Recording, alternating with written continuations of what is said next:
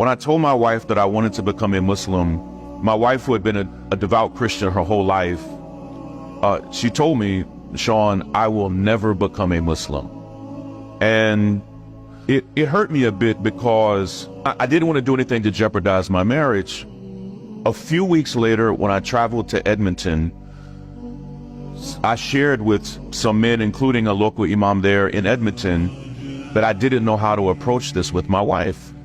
And the brother told me something that was so profound. He said, Shaun, do not try to convince your wife to do this. He said, it's more likely that you will mess it up than anything else.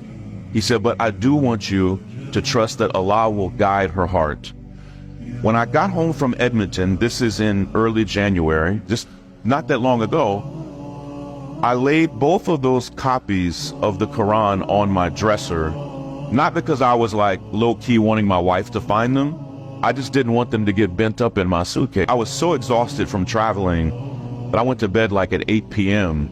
When I woke up almost 12 hours later, my wife had grabbed one of those copies. She's a professor, a doctor. Yes.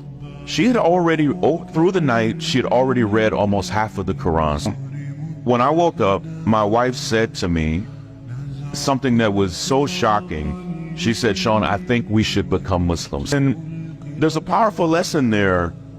Like most Americans, most of what my wife knew about Islam, she learned from places that you don't want to learn about Islam. If what you know about the Prophet Muhammad, peace be upon him, you learned from the news, if you learned it from movies, if you learned it from social media, it will be misinformation.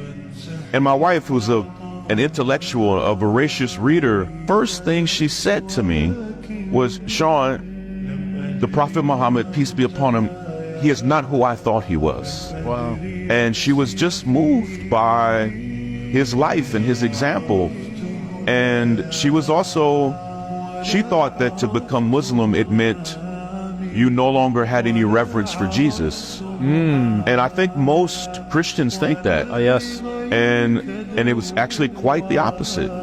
And when she saw that to be a Muslim still meant to have nothing but reverence and love for the Prophet Jesus, it changed her. And for the next 6 weeks, she and I were on a really beautiful private journey that we didn't talk about publicly, of just saying, what would it look like for us to make this big move in our lives? And so 3 weeks ago today, the Sunday before Ramadan, we took our shahada, and it's been beautiful, man.